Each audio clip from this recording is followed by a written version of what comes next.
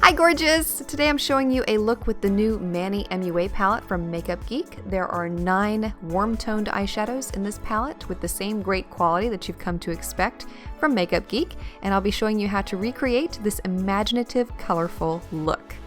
First thing I'm doing is applying an eyeshadow that matches my skin tone to act as a base on the eyes, and I'm taking Mars from the Manny palette. This is a gorgeous deep red eyeshadow and it's super pigmented. I'm applying it with a small angled brush directly into the crease, so I'm creating more of a cut crease look with this eyeshadow. You know, out of all the colors in this palette, this is one that I absolutely had to use because I am a sucker for these red shades, and this is absolutely gorgeous. And to help sharpen the wings on the crease, I'm going back with a makeup remover cloth and cleaning up the edges.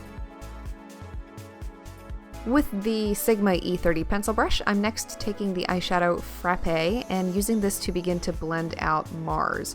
Now Frappe is a permanent shade in the MakeupGeek line. There were actually 4 eyeshadows that are permanently within the MakeupGeek line and 5 that Manny helped create for this palette.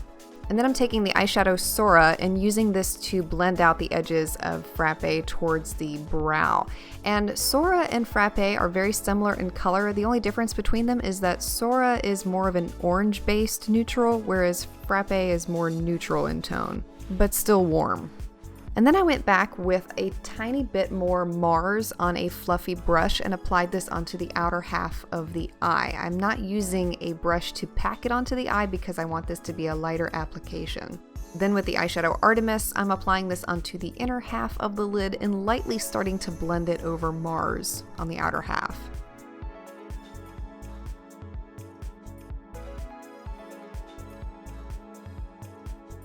And the last eyeshadow I'm taking from this palette is Aphrodite. This is a deep brown, and if you really study it, it has these really pretty purple tones in it.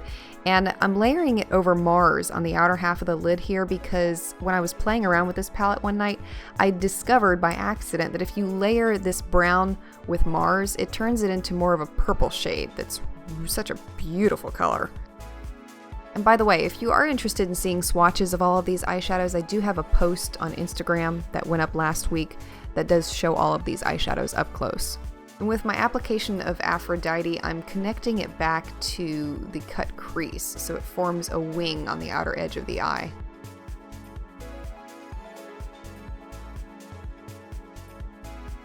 Then I went back with the same makeup removing cloth again and cleaned up the edges to give it a sharp line.